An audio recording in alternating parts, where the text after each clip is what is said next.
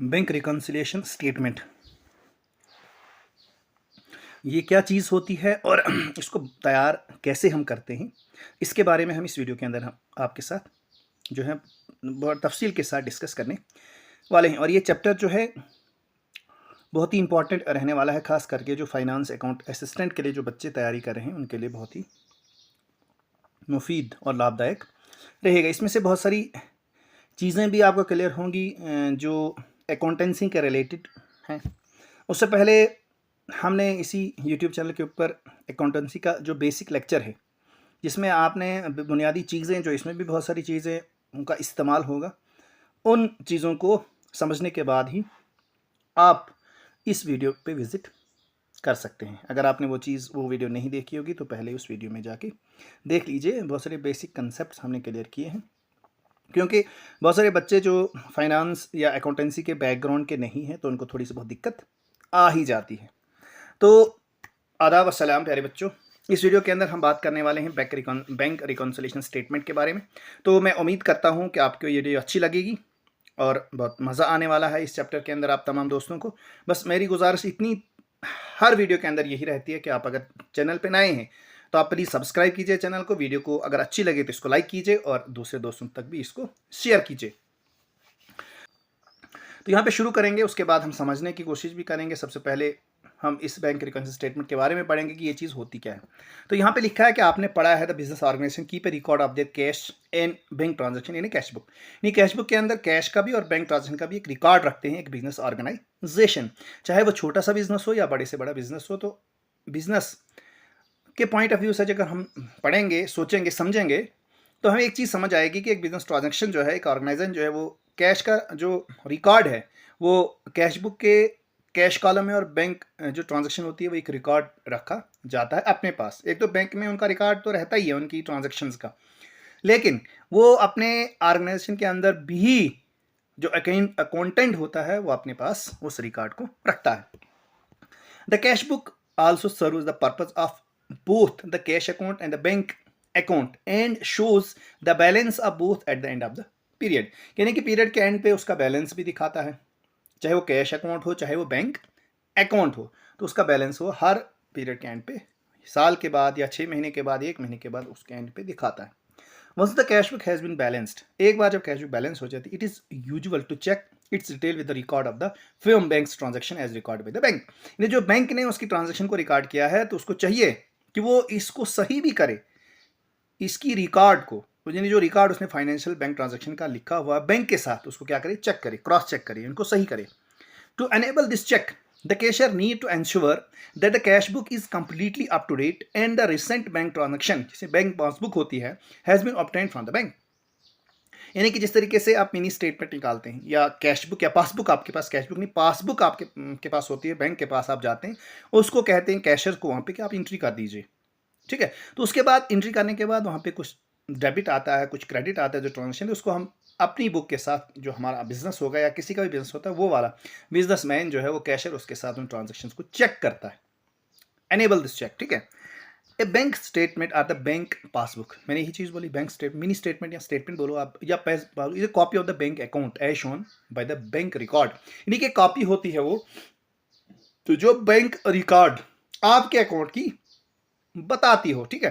This enable the bank customer to check their funds in the bank, यानी कि ये इस काबिल बनाता है एक बैंक कस्टमर को, यानी जो कस्टमर बैंक के पास होता है, जिसने अकाउंट खोला होता है किसी बैंक के अंदर, तो उसका कस्टमर कहला जाएगा। तो वो चेक करता है अपनी फंड्स को उन बैंक के अंदर, चाहे वो कितनी डेबिट हुई, कितनी क्रेडिट हुई, कौन सा जो है यहाँ पे टैक्स काटा हुआ है, कौन सी एफडी वगैरह कराई होती है, वो आई होती है, वगैरह वगैरह, वो चीज़ें, तमाम चीज़ें वो रिकॉर्ड को चेक करता है, ठीक है।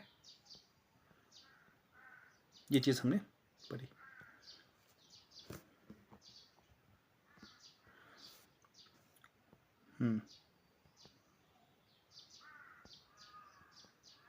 The bank regularly and updated their own records of the transaction that have occurred, और रेगुलर तरीके से उन रिकॉर्ड्स को क्या करता है, उन ट्रांजेक्शन्स को, ट्रांजेक्शन के रिकॉर्ड को जो है वो अपडेट करता रहता है। The amount of balance shown in the passbook or the bank statement, यानी कि बैंक स्टेटमेंट या पासबुक जो उसके पास होती है, जो कस्टमर के पास होती है, बैंक देता है। उसके बाद जब उसने उस ट्रांजेक्शन का रिकॉर्ड रखना है तो वो बैंक के पास उस पासबुक को लेके जाता है और कहता है इसमें एंट्री कर दीजिए। और जब एंट्री की जाती है तो वो उसको उस चीज़ का पता चलता है कि कितनी यहाँ पे ट्रांजेक्शन हुई है मेरी तौर से। ठीक है, कौन सा पैसा आया है, कब आया है, वो डेट वाइज किस किस संस्था से आया है। ठीक है, वो तमाम चीज़ें उस पर लिखी रहती हैं।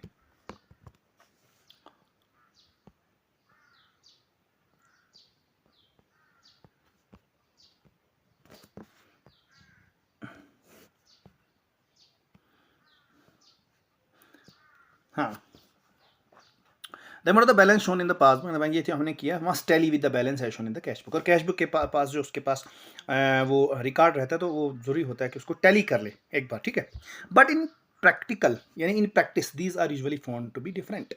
लेकिन प्रैक्टिकल तरीके से हम तो कहते हैं कि वो बराबर होना चाहिए, वो बैलेंस होना चाहिए, वो टैली करके वो बैलेंस आना चाहिए, लेकिन प्रैक्टिकल के तौर पर ये संभव ही नहीं है कि वो बराबर आए। प्रैक्टिकल के तौर पर यह कहा जाता है कि ये यूजुअली अक्सर जो है फाउंड टू बी डिफरेंट, ये मुख्तलिफ होता है। Hence we have to ascertain the cause of such difference, और हमें इस काज का पता करना है कि ये फ़र्क कहाँ से आ रहा है।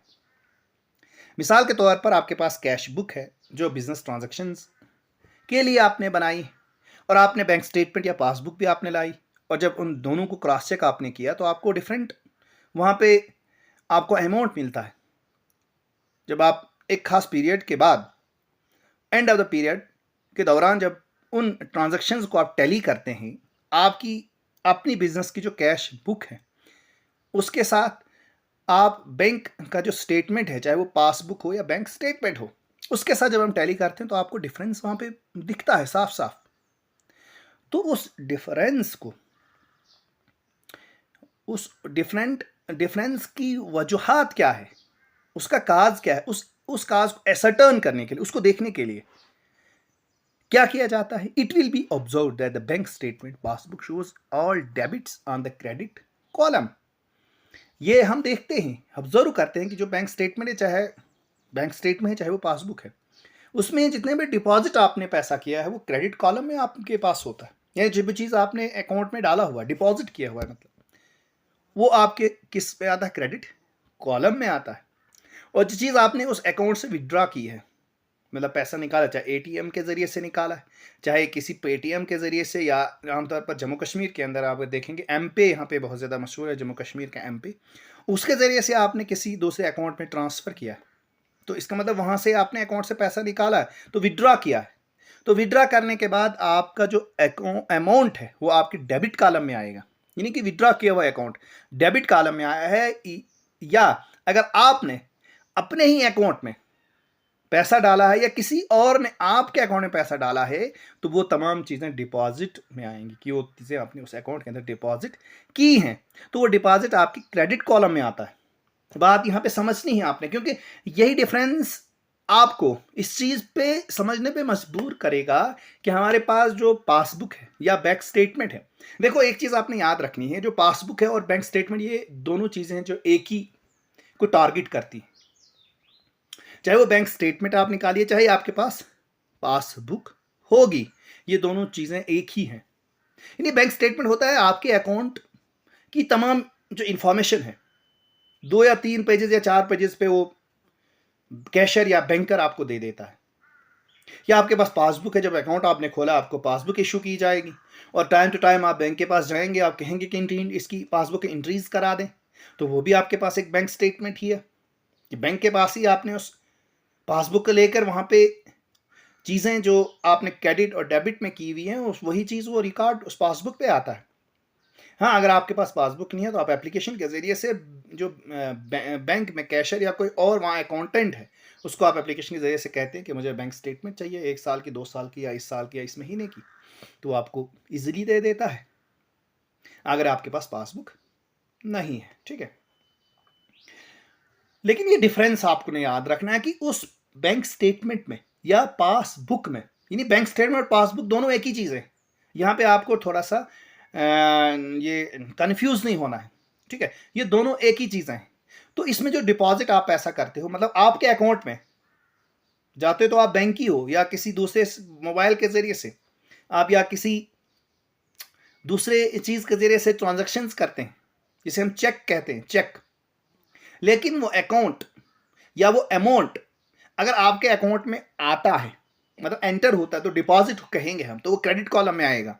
और अगर वहां से आप, चाहे वो आपने मोबाइल एमपे के जरिए से, पेटीएम के जरिए से, या चेक के जरिए से, या किसी दूसरे तरीके से अगर उस अकाउंट से आप विड्रा करते हो, उस अकाउंट से आप पैसा निकालते हो, जितना निकालोगे वो आपके डेबिट कॉलम में दिखाया जाएगा। ठीक है। दस इफ डिपॉजिट एक्सीड्स विड्रॉवल, अगर डिपॉजिट ज्यादा है विड्रॉवल से, it shows a credit balance. बिल्कुल सिंपल सी बात है। अगर आपने डिपॉजिट ज्यादा किया है और निकाला कम, खुद ही अंदाजा आप लगा लीजिए। मिसाल के तौर पर आपने 100 रुपए डिपॉजिट किया है और उसमें से आपने 80 जो है वो विड्रॉ किया है, तो बाकी जो बचेगा वो तो आपके अकाउंट का बैलेंस बाकी होगा, तो वो आपके क्रेडिट बैलेंस कहलाया जाएगा, क्योंकि क्रेडिट अकाउंट मतलब आपने डिपॉजिट किया है, तो वो डिपॉजिट बैलेंस आपके क्रेडिट बैलेंस में ही आएगा। और अगर विड्रॉ एक्सीड होगा, हालांकि ऐसा होता नहीं है बहुत बार क्यों नहीं होता, अगर ओवरड्राफ्ट फैसिलिटी आपको है, मिसाल के तौर पर आपके अकाउंट में 100 रुपए हैं, तो 100 रुपए ही आपके अकाउंट से निकलेंगे, 110 थोड़ी ना निकलेंगे। लेकिन किसी अकाउंट में जब कोई फर्म होती है, बहुत बड़ा बिजनेस होता है, तो ओवरड्राफ्ट फैसिलिटी जो है, जो क्या करता है, एक बैंक प्रोवाइड करता है।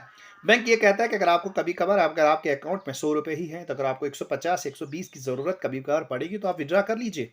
जो 20 रुपए आपके होंगे वो डेबिट कॉलम में आएंगे, मतलब वो माइनस में आपका बैलेंस होगा आपके अकाउंट के अंदर। ठीक है। तो यही चीज है कि अगर क्रेडिट बैलेंस यानी आपने डिपॉजिट कम किया है, या ये कभी कभार ये भी होता है आपके अकाउंट में बहुत सारा पैसा है, लेकिन एक खास महीने के दौरान ही आप जो है वो बैंक स्टेटमेंट निकालते हो, और हो सकता है उस महीने में आपने डिपॉजिट कम किया है लेकिन विड्रॉ ज्यादा किया है। हालांकि आपके अकाउंट में पैसा तो बहुत सारा है बाकी बचा हुआ, लेकिन सिर्फ एक महीने की आप उस बैंक ट्रांजैक्शन की बैंक स्टेटमेंट या पासबुक को वहां पे आप शो करने की कोशिश करोगे, ऑब्जर्व करने की कोशिश करोगे, तो वहां पे भी आपको ये कहा जाएगा कि आपका जो विड्रॉवल है वो एक्सीड हो गया है, और ये आपको डेबिट बैलेंस आपको दिखाएगा।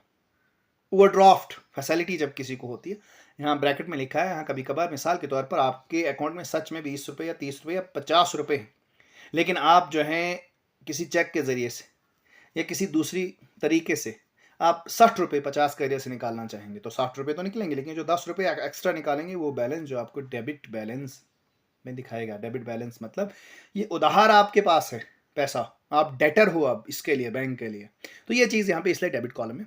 उतना हम डिटेल नहीं समझने की यहाँ पे, अगर समझेंगे तो इस तभी मैंने वीडियो के अंत में ही शुरुआत, ये वीडियो के अंत में नहीं सॉरी वीडियो के शुरुआत में आपको बताया था कि बहुत सारी चीज़ें इससे पहले वीडियो के अंदर जब हम अकाउंटेंसी का बेसिक जो कंसेप्ट है वो पढ़ रहे थे, तो उसमें तमाम चीज़ें मैंने जिक्र की हुई हैं।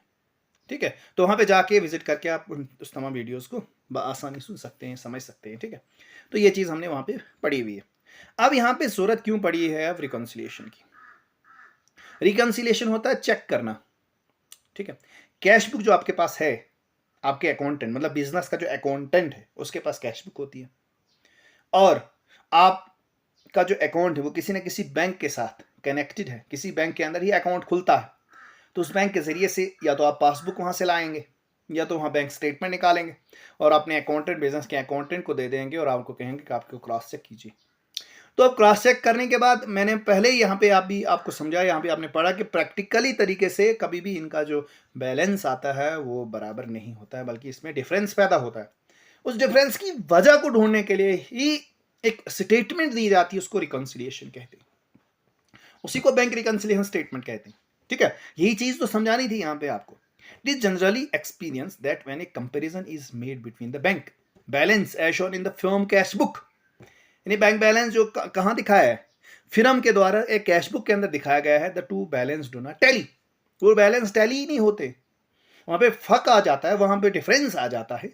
उस डिफरेंस को ओवरकम करने के लिए, उस डिफरेंस की वजह को समझने के लिए हमें ये बैंक रिकन्सिलिएशन स्टेटमेंट को बनाना पड़ता है। ठीक है, तो ये चीज यहां पे हम समझेंगे। Hence we have to first ascertain the cause of difference. हाँ, सबसे पहले हमें ये ढूंढना है इसकी वजह क्या, इस डिफरेंस की वजह क्या है, and then reflect them in the statement called as bank reconciliation statement. और उसी काज को हमने लिखना है, रिफ्लेक्ट करना है, उसी काज को एक स्टेटमेंट के जरिए से हमने रिफ्लेक्ट करना है और उस वजह को वहां पे लिखना है कि ये डिफरेंस जो आ रहा है ये किसकी वजह से आ रहा है। Is called bank reconciliation statement to reconcile, यदि टैली, रिकंसाइल मतलब टैली करना, उसको चेक करना, द टू बैलेंसेस, उन दो बैलेंसेस को टैली करके जो हम स्टेटमेंट लिखते हैं, जो हम वजह बताते हैं, जो हम काज ढूंढते हैं, उस दोनों के डिफरेंस का तो हमें बैंक रिकंसिलिएशन स्टेटमेंट बनानी पड़ती है। मुझे लगता है आप समझ आ गई होगी आपको बहुत अच्छी। In order to prepare the bank reconciliation statement, we need to have bank balance as per the cash book and bank statement as on a particular date along with detail of both the books. यानी कि both the books का जो चाहे वो debit है चाहे वो credit है, उस तमाम चीज़ों का वहाँ पे बहुत वजाहत से क्या होना चाहिए, वो रिकॉर्ड हुआ वहाँ मिलना चाहिए। ठीक है, एक लेकिन एक खास date, any particular date. If the two balances differ, the entries in both the books are compared and the items on account of which the difference has arisen are ascertained with the respective amount involved। यानी कि अब यहाँ पे क्या किया जाता है, अगर डिफरेंस आपको मालूम होता है उन दो बुक्स को जब आपने कंपेयर किया, अब जो काज है उसकी वजह क्या है, किस अमाउंट में जो है, किस अमाउंट की वजह से वो डिफरेंस पैदा हुआ है, वो चीज़ भी वहाँ पे आपने ढूंढनी है। मिसाल के तौर पर बहुत सारी चीज़ें हम नीचे पढ़ेंगे भी इस वीडियो के अंदर। मिसाल के तौर पर आपने चेक इशू किया लेकिन बैंक पे वो पहुंचा ही नहीं अभी। मिसाल आपने यहाँ पे एक 5,000 का चेक इशू किया कि मेरे अकाउंट से इतना ये काट दीजिए 5,000 रुपये, किसी को पैसे देने थे तो चेक का आपने इशू किया, लेकिन हो सकता है कि जिसको आपने वो चेक इशू किया वो अभी बैंक गया ही नहीं उसको लेकर, या बैंक गया है तो अभी वहाँ पे वो चेक जो है उसने, जो कैशर ने वहाँ विड्रॉ आपके अकाउंट से पैसे हुए नहीं, लेकिन एक खास डेट को आपने बैंक स्टेटमेंट निकाली या बैंक स्टेटमेंट निकाली। ठीक है, यहाँ पे आपने क्या किया था, यहाँ पे तो आपने 5,000 लिखा था कि मैंने एक पैसे दिए कैशर के पास, कैशर से मैंने आप किसी इंसान को पैसे दिए, वहाँ कैशर ने आपको क्या लिख दिया कि हमने इस फर्म से, इस अकाउंट से पैसे किसी को दे दिए, तो कैश बुक वहाँ पे कैश बुक में लिखेगा कि यहाँ से पैसे निकल गए, लेकिन जब वहाँ पे बैंक स्टेटमेंट लाता है तो अभी वहाँ एंट्री उसकी हुई नहीं, तो वहाँ पे 5,000 रुपये तो एक्स्ट्रा उसके बैंक का दिखाता है, तो वो डिफरेंस पैदा होता है। ये चीज़ें हम पढ़ेंगे, उस डिफरेंस को हमें किस तरीके से लिखना है। ठीक है, इनवॉल्व्स, देखो यहाँ पे चीज़ें कुछ लिखी हैं, so that the bank reconciliation statement में भी प्रिपेयर, इसलिए बैंक रिकंसिलिएशन स्टेटमेंट जो है वो बनाई जाती है। यहाँ पे एक कॉलम दिया हुआ है, इसको भी थोड़ा समझने कोशिश करेंगे हम। यहाँ पे थोड़ा सा दिया पार्टिकुलर ऐड और लेस क्या चीज़ें करनी है, जिसे बैलेंस है एज पर कैश बुक, यानी कि बैलेंस कैश बुक के तरीके पर एज पर कैश बुक उसको आपने ऐड करना है। Cheque issued but not present, issue किया लेकिन प्रेजेंट अभी बैंक के सामने किया है। Interest credited by the bank, interest जो है वो क्रेडिट किया है बैंक के द्वारा, वो आपने ऐड करना है। ठीक है, और लेस क्या करना है, cheque deposited but not credited by the bank, cheque तो डिपॉजिट किया है लेकिन वो क्रेडिट अभी बैंक ने नहीं किया है। मतलब किसी के द्वारा आपने पैसा, जैसे किसी ने सामान आपके फर्म से लिया है तो उसने पैसे नहीं दिए बल्कि चेक दे दिया, उसको कहा कि यार इस चेक से आप निकाल लेना पैसे, तो आपने बैंक में डिपॉजिट किया लेकिन अभी वो क्रेडिट हुआ ही नहीं, यानी कि बैंक में इतनी जो है वो इतना काम है कि उस काम की वजह से आपका जो पैसा वो क्रेडिट आपके अकाउंट में हुआ ही नहीं है अभी, तो ये भी चीज़ है। Bank charges not recorded in the cash, अब बहुत सारे बैंक के चार्जेस आपको मिले या आपके इसमें अकाउंट में बहुत सारे चार्जेस लगाए गए हैं कि आपने एटीएम का इस्तेमाल किया है, आपने इस चीज़ का उस चीज़ का इस्तेमाल किया, उसकी वजह से आपके अकाउंट से पैसे कटें या आपको पैसे मिलने थे तो वो मिले हैं, लेकिन आपके जो कैश बुक है उसमें आपने एंट्रीज उसकी की नहीं है, जिसकी वजह से आपका डिफरेंस पैदा होगा। Balance as per the passbook और बैलेंस एज द पासबुक के हिसाब से आपने उसको लेस करना है। It can also be prepared with two amount column, one shown addition, जिसमें एक अमाउंट कॉलम में एडिशन की जाती है, अदर शोज डिडक्शन, जैसे कॉलम में डिडक्शन यानी कि उसमें से आपने लेस करना है। पर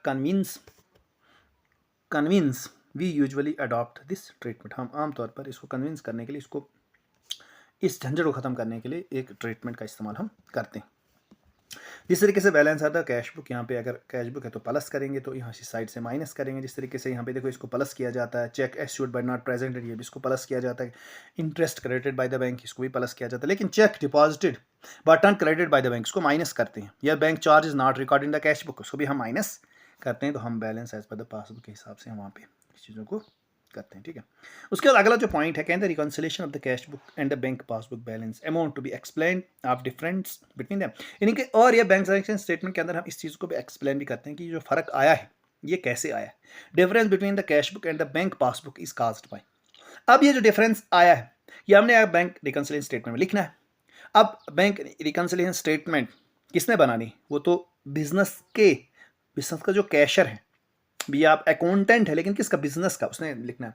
अब बिजनेस का अकाउंटेंट कौन होगा, जिसके बारे में, जिसको इन चीज़ों का पता होगा, वही तो बैंक रिकॉन्सिलेशन स्टेटमेंट बनाएगा। इसलिए यहाँ पे हमने ये भी समझना है कि जो काज जो पैदा होता है वो किसकी वजह से होता है, तो उसको हम ढूंढने की यहाँ पे कोशिश करते हैं।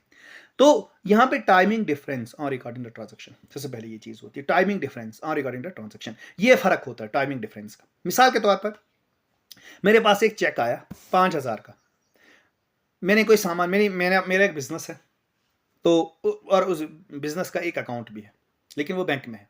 यहाँ पे मैंने कैश बुक मेंटेन की है, उस पेज में मैंने लिखा कि 5,000 का चेक आया है जो हमारा अकाउंट में क्रेडिट होगा, ठीक है।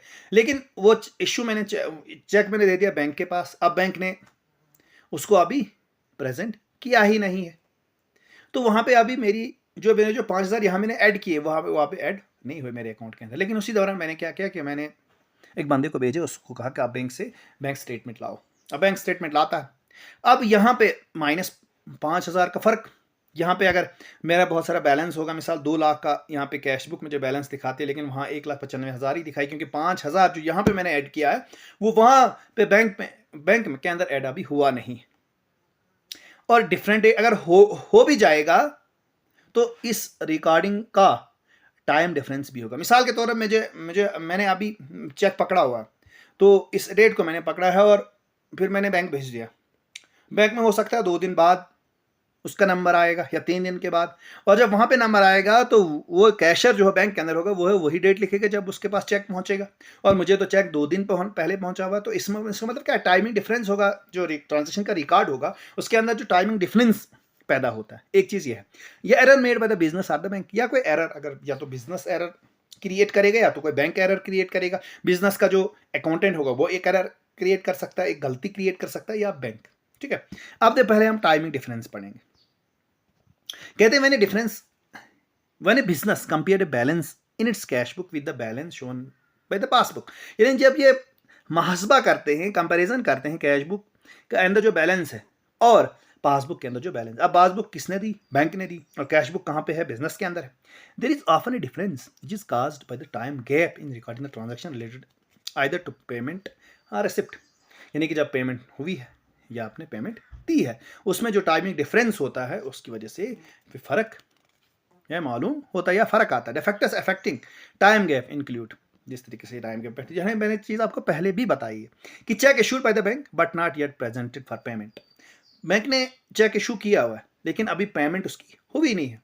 When cheque are issued by the firm to supplier or credited to the firm, ये क्रेडिटर मिसाल जिसने उधार लिया, अब उसने क्या दिया है, चेक दिया, क्रेडिट पे लिया था सामान, तो उसने उस फर्म में क्या, उस फर्म ने या उस कंज्यूमर ने या उस कस्टमर ने फर्म के चेक इशू किया या सप्लाई किया है, चेक दिया है या किसी सप्लायर को चेक दिया। मिसाल के तौर पर मैं किसी से सामान लेता हूँ यहाँ पे रख के बेचने के लिए, तो मैं वहाँ सामान लाऊंगा तो मुझे वहाँ पैसा देना पड़ेगा, मैंने चेक इशू किया, लेकिन चेक तो इशू हो गया है लेकिन मेरे अकाउंट से भी पैसे कटे ही नहीं है। वो काटने किसने थे, वो बैंक ने काटने थे, लेकिन बैंक के पास वो अभी चेक पहुँचा ही नहीं, तो वहाँ पे डिफरेंस आता है, ठीक है।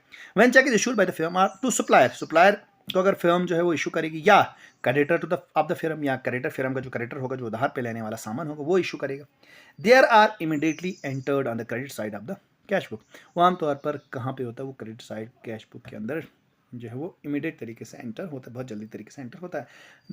However the receiving party may not present the cheque to the bank for payment immediately, यानी यहाँ पे इमीडिएट तरीके से आपने एंटर तो किया क्रेडिट साइड पे, लेकिन जिसको चेक दिया है वो इमीडिएट तरीके से, रिसीव जिसने किया वो इमीडिएट तरीके से चेक को अभी बैंक में लगा ही नहीं रहा है, जिसकी वजह से आपके अकाउंट में पैसे जो हैं वही रहेंगे। The bank will debit the firm account only when these cheques are actually paid by the bank.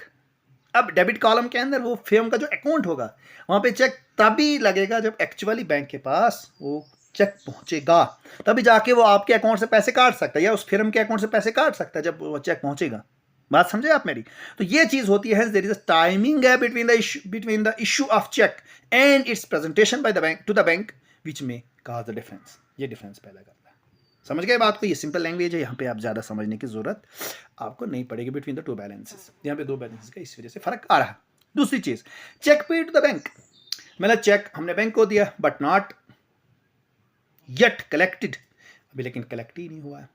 When firm receives check, कोई firm रिसीव करती है चेक फ्रॉम इट्स कस्टमर, यानी डेटर से उसने क्या किया, उसने चेक लिया, they are immediately recorded on the debit side of the cash book, यानी कि वो इमीडिएट तरीके से उसी वक्त जो है उस चेक को क्या करते हैं कि अपनी कैश बुक के अंदर डेबिट साइड में लिखते हैं। This increase the bank balance as by the cash book. वो तो अब कैश बुक के हिसाब से वो बैंक बैलेंस इंक्रीज होगा। मिसाल के तौर पर डेटर जिसने कोई सामान उधार पे लिया है, उसने 1 लाख का चेक दे दिया, तो जो अकाउंटेंट है, जो बिजनेस का कैशियर है, उसने कैश बुक पे उस अमाउंट को डेबिट साइड में लिख दिया। लेकिन अब उसी वक्त तो लिख दिया इमीडिएट तरीके से, लेकिन अभी बैंक में पहुंचने के लिए उसको बहुत समय लगेगा। समय तो लगेगा, लेकिन यहाँ पे इस वक्त जो बैलेंस आपका कैश बुक दिखा रही है वो बहुत ज़्यादा दिखा रही है। लेकिन उसी वक्त अगर आप स्टेटमेंट बैंक से लेके आएंगे तो वहाँ पे 1 लाख, अगर 1 लाख का चेक वहाँ पे एंटर किया तो 1 लाख का डिफरेंस आपकी कैश बुक और आपका जो बैंक अकाउंट है उसमें से जो आप बैंक स्टेटमेंट या पासबुक निकाल के लाएंगे तो उसमें 1 लाख का डिफरेंस आपको मिलेगा। बात समझ गए आप? दिस इनकी द बैंक बैलेंस है, बता कैश बुक। हाँ, कैश बुक के हिसाब से आपका बैंक बैलेंस तो बहुत ज्यादा होगा। The bank credit the customer account only when the amount of cheque are actually realised. या मिसाल के तौर पर ऐसा भी हो सकता है कभी कभार, मिसाल आपको एक चेक जो है पहुंचता है 1 लाख का, आप बैंक भी भेज देते हो उसी टाइम। आपने कहा कैशियर को कि ये कर दीजिए आप, उसने कहा हाँ मैं कर दूंगा, आप चले आते हैं वहाँ से। लेकिन उसके बाद कैशियर देखता है कि इसमें तो बैलेंस ही नहीं, जिस अकाउंट से ये चेक आया हुआ है उसके अंदर तो बैलेंस ही नहीं है, या उसकी डेट कुछ और दी हुई है चेक के अंदर कि आप इस डेट को इसको प्रेजेंट कर सकते। तो आपने तो अपने कैश बुक के अंदर उसका जो अमाउंट है 1 लाख का वो तो लिख दिया। इसका मतलब आपके कैश बुक के हिसाब से आपका अमाउंट जो है वो 1 लाख ज़्यादा है, लेकिन बैंक के हिसाब से अगर उसी वक्त आप बैंक स्टेटमेंट लेके आएंगे तो आपके बैंक स्टेटमेंट के अंदर अमाउंट जो है वो 1 लाख कम होगा, जिस वजह से एक डिफरेंस वहाँ पैदा हो रहा है। बात समझे आप? तो ये चीज़ होती है। यहाँ पे आप देख सकते हैं बहुत सारी चीज़ें मैंने यहाँ पे लिख के रखी हैं, तो इसको आप पढ़िए, समझिए, ठीक है। ये देखिए आप, यहाँ पे चेक नंबर है, डेबिट जो है पार्ट है, क्रेडिट पार्ट है, उसके बाद यहाँ पे बैलेंस है, बैलेंस ये दिखा रहे हैं, रिमार्क्स यहाँ पे प्लस प्लस दिखा रहे हैं, मतलब एडिशन का रिमार्क्स यहाँ पे दिखा रहे हैं। तो यहाँ पे थोड़ा सा नीचे से पढ़ेंगे, उसके बाद इसको भी हम समझने की कोशिश करेंगे। The clearing of cheque generally takes few days, especially in case of outstanding check or when the check is paid in at the bank branch other than one at which the account of the firm is maintained। या outstanding check है, ठीक है, तो इसकी वजह से भी difference पैदा होता है। This lead to the cause in difference between the bank balance shown by the cash book and the bank shown by the bank passbook. इस वजह से ये डिफरेंस पैदा होता है बैंक बैलेंस के अंदर, चाहे वो कैश बुक और पासबुक को जब हम आपस में कंपेयर करेंगे तो उसमें डिफरेंस तो आता ही इस वजह से। उसके बाद तीसरे जो वजह है उसका direct debit made to the bank on behalf of the customer, sometimes on behalf of the customer, यानी कस्टमर के बिहाफ पे डायरेक्ट जो बैंक है वो डायरेक्ट डेबिट जो है वो बनाता है कस्टमर के बिहाफ पे। Sometimes the bank deducted amount for various services from the account without the firm knowledge. कभी कभार ऐसा भी होता है कि बैंक जो है वो डिडक्ट करता है अमाउंट, यानी काटता है अमाउंट। मिसाल के तौर पर एक कैशियर है, एक फर्म के अंदर एक कैशियर है या अकाउंटेंट है एक बिजनेस के अंदर, तो उसके जो ऑनर है उसने कहीं पे एटीएम इस्तेमाल किया अपने बैंक के रिलेटेड, लेकिन वो उस कैशियर को पता ही नहीं है या अकाउंटेंट को पता ही नहीं कि मेरे जो ऑनर है उसने एटीएम इस्तेमाल किया, लेकिन बैंक को पता है कि इसने एटीएम इस्तेमाल किया है क्योंकि डिजिटल सिस्टम है। अब उस बैंक ने क्या किया, उस पर चार्जेस लगा दिए और उस अकाउंट से उसने उस बैंक ने कुछ पैसे काटे। अब पैसे तो कटे, लेकिन जो कैश बुक है जो मेंटेन अकाउंटेंट करता है उस बिजनेस की, उसको इस चीज़ का इल्म ही नहीं है कि इस अकाउंट से कोई इंटरेस्ट जो है वो कटा हुआ है। तो वो ऐड क्या करेगा? जब ऐड नहीं करेगा तो आखिर पे उसमें डिफरेंस तो आना ही है, ठीक है। मिसाल के तौर पर उसके अकाउंट से पैसे कटे, मतलब डेबिट हुए, तो यहाँ पे उसने कैश बुक के अंदर क्रेडिट साइड पे लिखे ही नहीं। जब लिखे ही नहीं तो जब टैली करेगा तो डिफरेंस तो आना ही है, ठीक है। The firm knows about it if only when the bank statement issues, और फिर तभी इस चीज को जानेगी, समझेगी जब उसके पास बैंक स्टेटमेंट जो है मौजूद, तब उसको पता चलेगा कि ये जो चीज काटी हुई है। लेकिन तब तो डिफरेंस तो पहले आएगा, उसके बाद उस डिफरेंस को लिखिएगा कहाँ पे क्या हुआ, कहाँ पे क्या हुआ। इसी चीज के लिए जो बैंक रिकंसिलिएशन स्टेटमेंट जो है बनाई जाती है।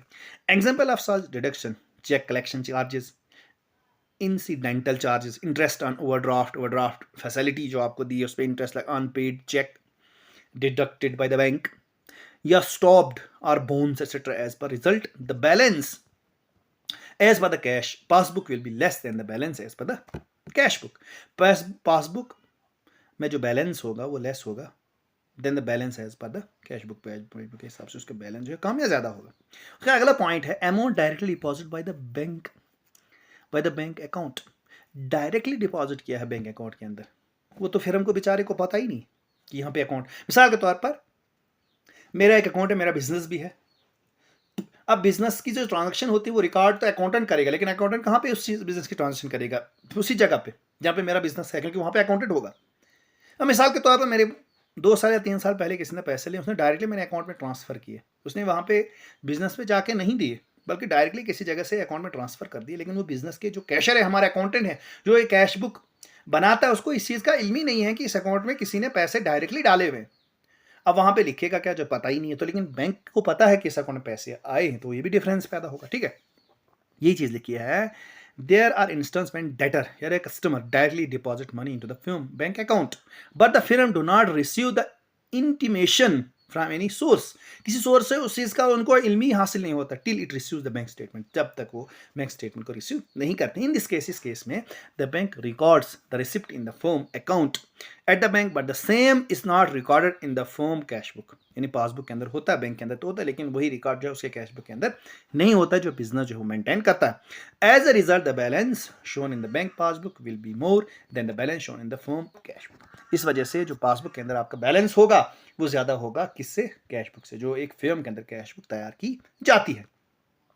उसके बाद ई वाला जो पॉइंट है, कहते हैं interest on and dividend collected by the bank. यानी इंटरेस्ट जो किसी बैंक ने कलेक्ट किया या डिविडेंड जो किसी बैंक ने कलेक्ट किया, उसकी वजह से भी जो यहाँ पे डिफरेंस आता है इसके अमाउंट में।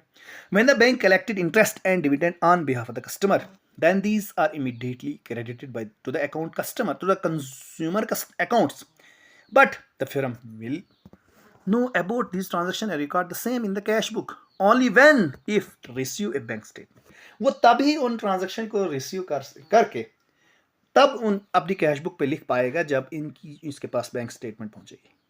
उसके पहले उसको इल्म क्या है कि बैंक ने क्या चीज काटी है और क्या जो है वो ऐड की है। ठीक है, till then the balance as per the cash book and the passbook will differ. इस वजह से तब तक को तो डिफरेंस तो पैदा होगा। ठीक है, दूसरा पॉइंट है direct payment made by the bank on behalf of the consumer. Direct payment bank ने दी है किसके बिहाफ पे? कंज्यूमर के बिहाफ पे डायरेक्ट पेमेंट कर दी। Sometime the customer give standing instructions to the bank to make some payments regularly on started days to the third parties.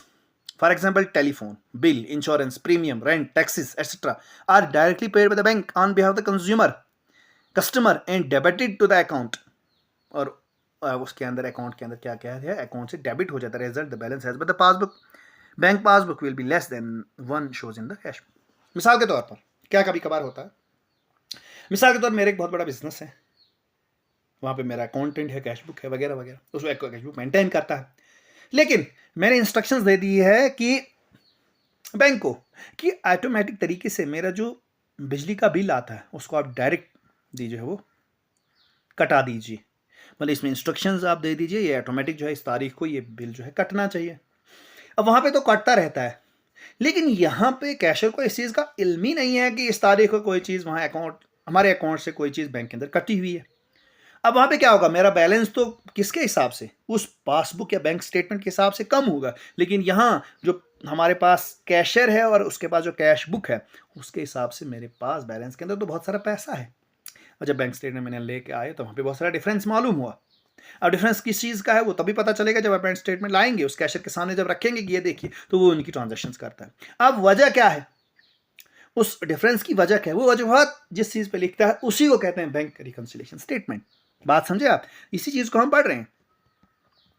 अच्छा, उसके बाद अगला पॉइंट है चेक डिपॉजिटेड या bill dishonoured if the cheque deposit by the firm is dishonored or a bill of exchange drawn by the business firm is discounted when the bank is dishonored on the date of maturity and the same is debited to the customer account by the bank.